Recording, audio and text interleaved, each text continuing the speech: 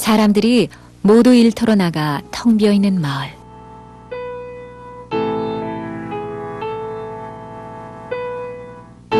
늘상 마을 귀퉁이 돌담 아래 외롭게 나와 있는 할머니가 있다.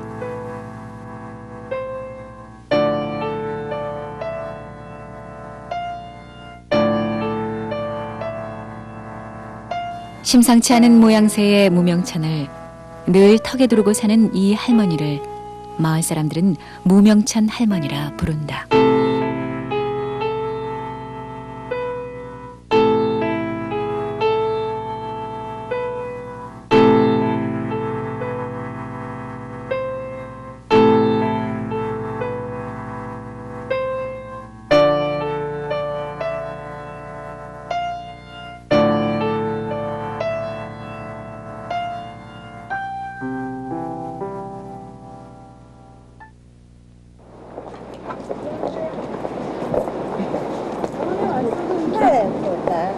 오늘 왔어 여름에 돈 불필요해서 나 웃으니까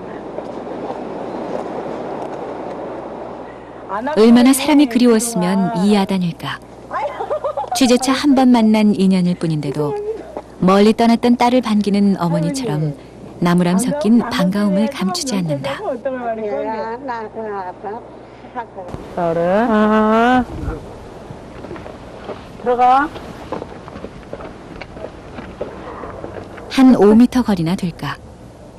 집을 두르고 있는 돌담 아래 나가 있으면서도 할머니는 자물쇠로 문을 꽁꽁 잠근다.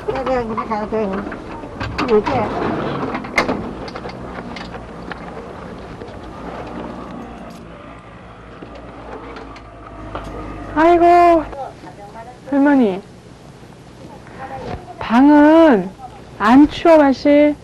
그래, 괜찮아? 그냥, 이거 전기 켜가지고 들어가 마시. 문 잠겼네. 자물쇠는 집안의 문에도 채워져 있다. 할머니 저 문 꼭 잠강이 수가. 얼마나 숱하게 잠갔다 열었던 것인지 자물쇠와 열쇠는 할머니 손대로 반질반질 길이 잘 들어있다. 네, 예쁜 애기도 이상하시. 아들도 있어 아들. 애기랑 얘기하지 마. 할머니는 왜 자꾸 문을 걸어 잠그나.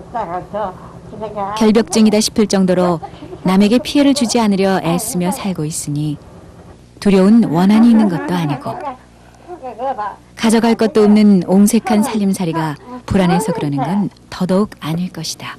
우리 막 보고 싶을 때가. 막 바빠니? 경행은에 할머니 막 보고 정하여도 너무 바빠구나 못 온 거. 예, 이해하여. 이렇게 사람을 그리워하는데 도대체 무엇이 할머니에게 자꾸 빗장을 걸게 만드는 것일까? 저희 문을 잠그고 이런 것은 내보려고 뭐 가질 거 없고 내보려고 하니까 꼭 안 파도 문 잠가보라. 뭘 우리 가져갈까 보다만 생각하는 말이라. 거기서 우리 집 오려고 해도 물 잠가동아. 여러 동은 여기 없어. 아, 이게 100m도 안 되는데. 우리 집 오면서 문 잠가동아. 그거 하자. 아니 4명이니까 다 먹으면시. 남 가보래. 우리 김치 뜯는 그릇도. 반가운 손님 대접한다고 얼추 끓여내놓은 수제비. 할머니 같이 먹게 마시. 같이 먹게 마시. 할머니 없어게. 할머니 아무리 권해도 할머니는 절대 함께 먹지 않는다. 여기서뿐만이 아니다. 우리만 먹으라 해. 할머니는 그 누구 앞에서도 먹는 모습을 보인 적이 없다. 잘 먹은 음식 같이 못 먹어. 또롱하자 먹으면 뺏기. 입이 헐어버린 땀은 안 돼요. 그 할머니들 앞에서도 뭐 안 먹어. 안 먹어. 안 먹어. 절대로. 지당 당신대로 우리 당 커피주도 커피장 바깥에 나가서 먹지. 집 밖에 나가서 마셔. 먹어. 사람 모신 데 나가서 먹어. 야, 여긴 아냐 품내까 이디. 남 앞에서 먹지 않는 것처럼 아파. 좀처럼 풀지 않는다는 무명천을 풀었다. 어느 어떤 생모사 뭐 여기서 저말로 즐긴 건 할머니에겐 턱이 없었다. 이래요. 작으면 이래도 아프고. 턱이 없으니 음식을 제대로 먹을 수가 없고 말을 제대로 할 수가 없는 것이다. 할머니는 그렇게 50여 년을 살아왔다. 그렇다면 50년 세월 저편 할머니에게 무슨 일이 있었던 걸까?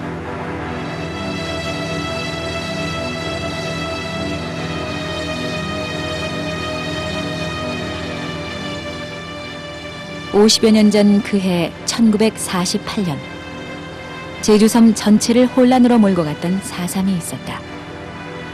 4.3은 4월 3일을 시작으로 6년 6개월 동안 제주섬을 피로 물들게 했다. 전쟁 지역이 아닌 좁은 공간에서 엄청난 인명피해를 낳은 세계사에서도 그 유례를 찾아볼 수 없는 이 대사건은 한국 현대사의 최대 비극으로 꼽히고 있지만 당시 대부분의 제주도민들은 그 영문도 이유도 알지 못한 채 고향 마을을 잃고 가족과 친지를 잃고 목숨을 잃었다. 그리고 오랫동안 금기된 채 침묵의 세월에 갇혀 제주 사람 그 누구도 4.3 앞에서 자유롭지 못했다.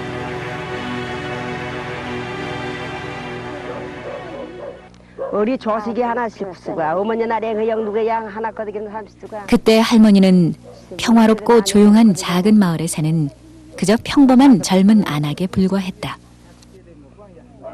나중에 4.3 사건에 저 할머니 구마가 되는 게 거두기 수가 구불이 된 거다.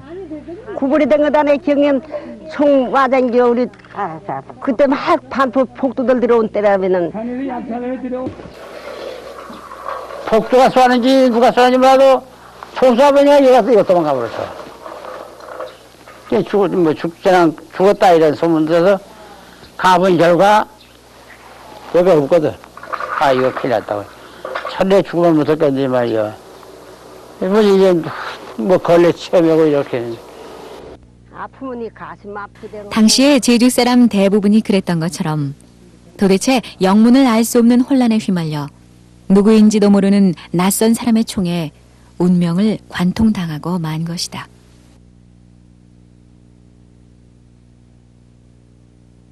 이제 모자간에 올라갔어요. 간 보니까 우리 큰아버지는 남편 누웠고 발에 눅전이 있어. 이가 있는데 죽은 사람이 왜 눅전인가 이런 생각이 들었단 말이야. 그냥 죽진 않았어.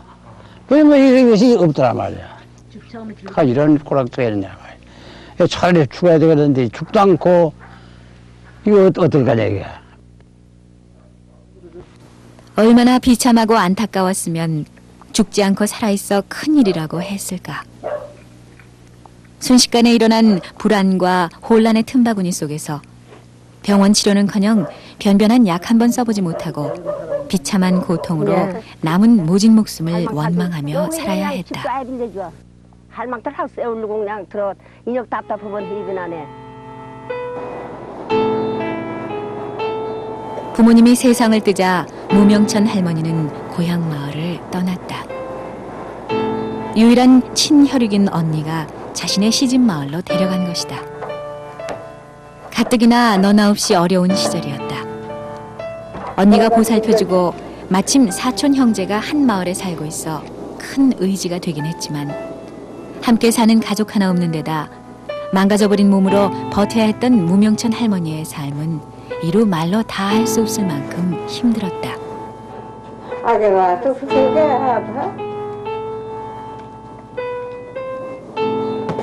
아이고.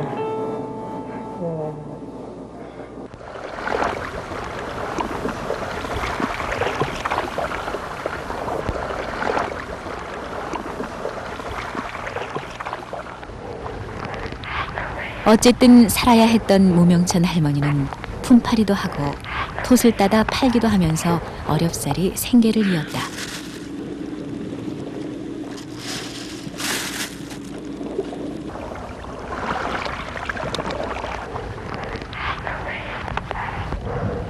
(70년대) 말 유일한 친혈육인 언니마저 세상을 떠나버려 삶의 무게는 점점 더 무거워졌다.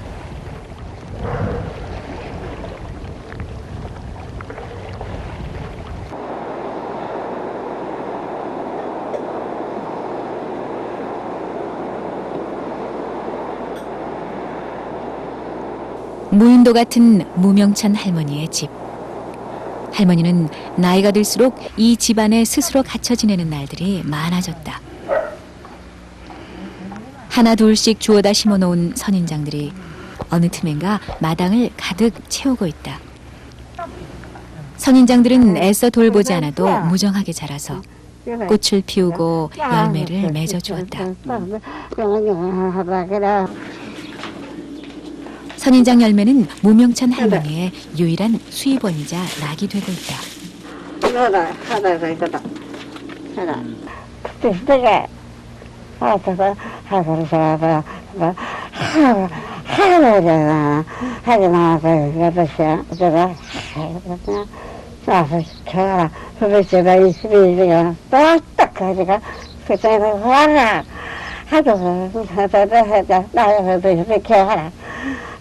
알아들을 수 없는 얘기들. 그러나 분명한 한두 마디가 가시처럼 파고든다. 누군가 할머니를 해치려 하고 무엇인가를 몽땅 가져가 버렸다지 않는가. 도대체 무슨 이야기일까? 할머니는 피해의식에 시달리고 있었다. 영문을 알 수 없는 총탄이 운명을 관통해버린 그날 이후부터 할머니를 따라다닌 정신적인 고통이었다.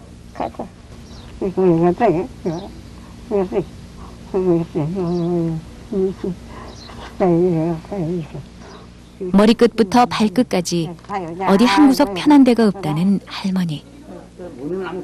50여 년 세월 내내 단 하루도 거르지 않고 찾아드는 육신의 고통도 견뎌야 했다. 할머니, 근데 이제 밥도 사야 되고, 밥 먹으면 씹지, 네 세면은 잘 씹지 못하려나, 이도 아프고, 다, 손도 뭐냐 오그라져. 수고도 영밖에 못 빼고, 할마. 혼자 살면서 하는 거 보면은 말은 잘 못하지. 아프면 어디 아프다도 못하지. 그러면 이제 내가 진통제를 나 지금 사다 있어. 막 못 견디는 때는 죽어지 경하다니. 그거 하나 놔주면은 진통 되거든, 이제. 시험이 자꾸 집에 와. 그 많이 안 된 거다.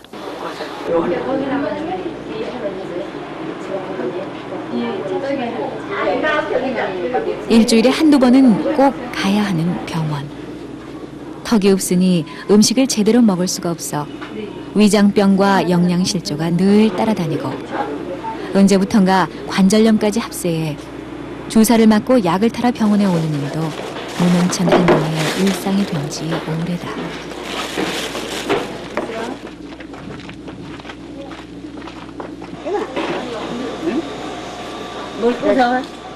병원에 나온 길에 시장에 들렀다.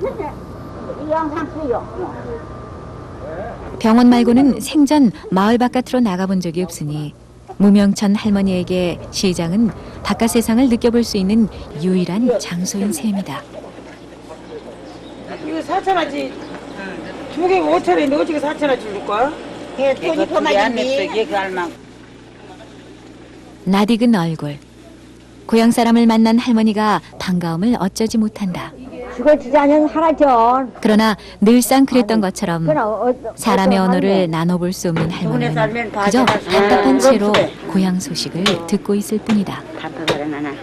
불쌍한 녀석, 아이고.